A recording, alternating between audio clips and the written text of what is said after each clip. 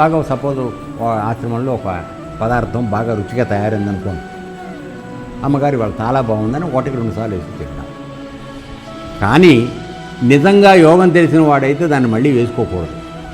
బాగుంది అంతే, దాన్ని మళ్ళీ వేసుకుని కుమ్ముదామనే ప్రయత్నానికి రారు.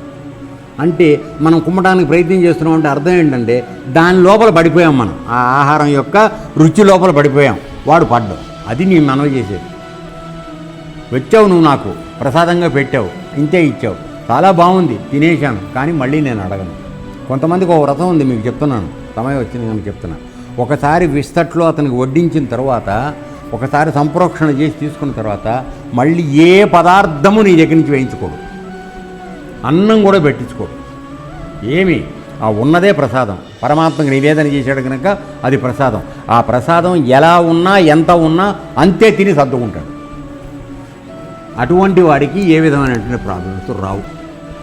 అగ్ని ఏ విధంగా దహించేస్తుందో దాన్ని మొత్తం దహిస్తాడు, దానికి అది ఆయన అంటుకోడు.